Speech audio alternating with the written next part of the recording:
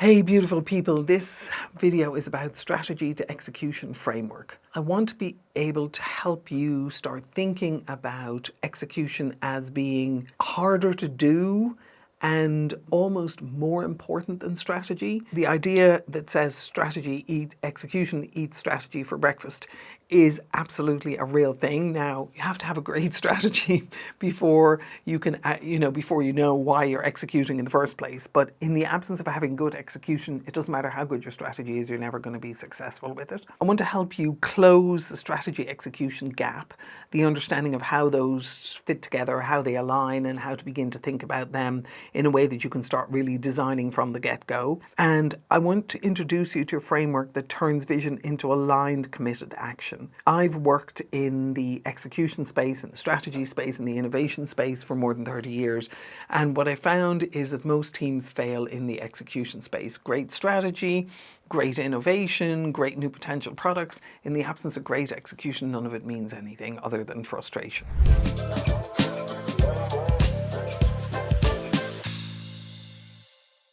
Strategy dies in translation unless you understand what execution really is and what it looks like, how to design it, why it's important, how to orchestrate it inside an organization, and how to help people build it as a capacity. So many of the orgs that I've worked with, they think of operational capacity in terms of getting work done, but they don't necessarily think of execution capacity in terms of the ability of the individuals working in the system to actually have an understanding of what is execution. How does it work? How do we build that capacity? What does it mean for us to execute with each other?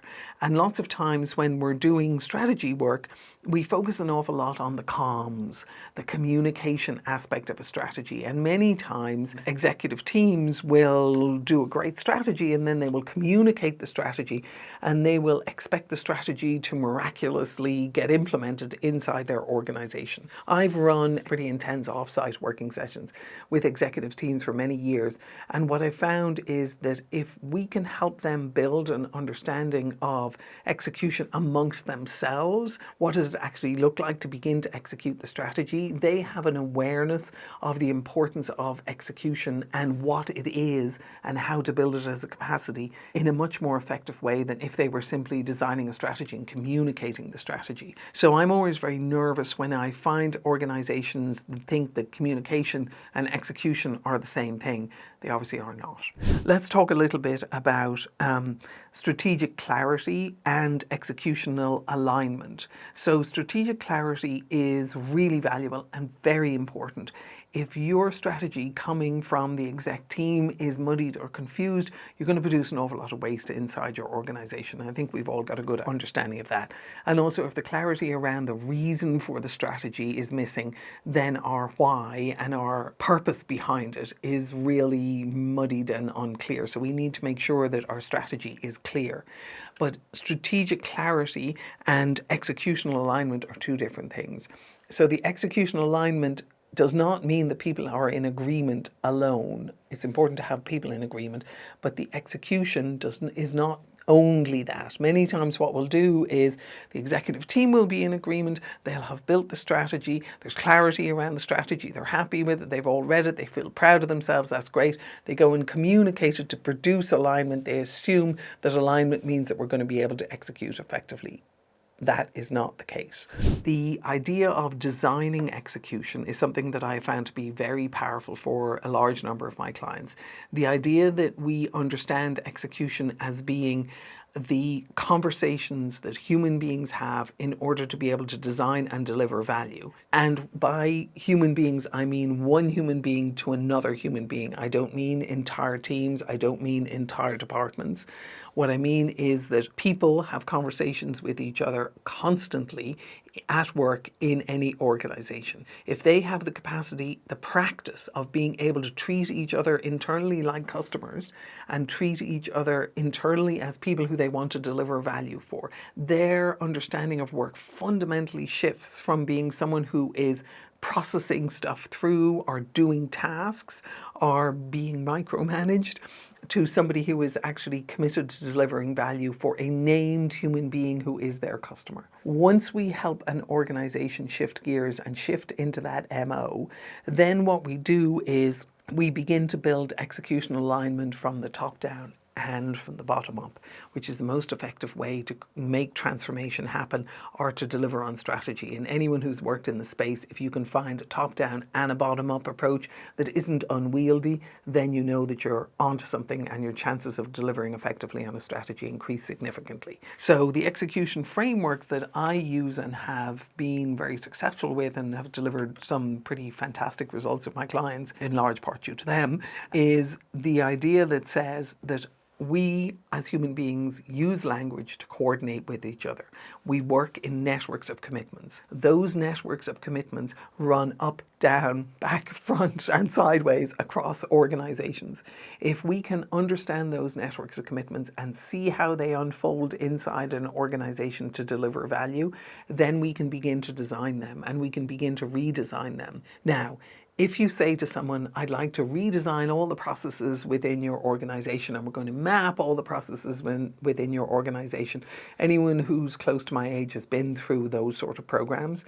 Those sort of programs eventually peter out because it's too much.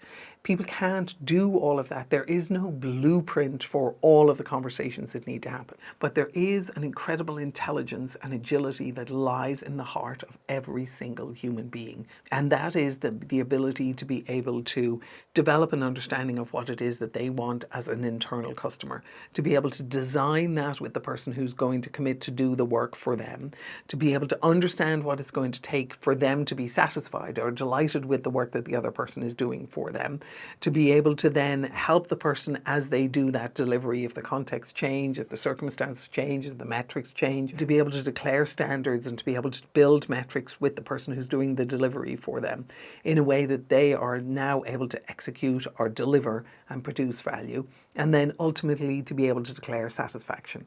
That is an atomic structure that exists in the heart of every single organization and gets executed on a couple of thousand or a couple of 100,000 times every single day. When you show this structure, which is the structure of this loop, the coordination loop or the execution loop, when you show it to salespeople, people who are going out to external customers and making offers to them, negotiating a deal with them, delivering value for them, and making sure that they are satisfied on an ongoing basis, they will look at you and go, well, I'm glad finally someone's teaching the rest of the organization how to do this. And I'm glad finally there's a way of visualizing this. And I'm glad finally there's a way of understanding this. And this is how I as a salesperson work. So salespeople invariably understand the idea of producing customer value and customer satisfaction. They understand negotiation, they understand delivery, they understand what it means to develop an offer for a customer or for a customer to develop a request for them. So if we can bring that understanding, that atomic structural understanding into an organization, and we can proliferate it across the organization, and we can align it to the strategy, so the strategy now becomes a matter of changing how people execute, changing how it is they see themselves as performers offering value to customers inside a company. What we are tapping into is we're tapping into this hugely valuable well of commitment that people have to add value to each other. This hugely valuable well of innovation that is sitting there waiting for us to tap into it, because people see different, more effective ways of doing things based on their immediate work that is in front of them. So we end up with the top down because we build the execution understanding into the strategy, and a bottom up because we're teaching people practices and understanding and interpretation as to how it is they can execute. And we teach them what I refer to as executional awareness, where they can begin to develop their capacity to be able to execute continuously more effectively over time. And we can also help them be able to understand how that execution relates to the execution that's happening at the senior levels. So as you start thinking about strategy to execution and you look to build a framework for it, really encourage you to look at the work that I've done around execution by design. It is, I believe, that framework.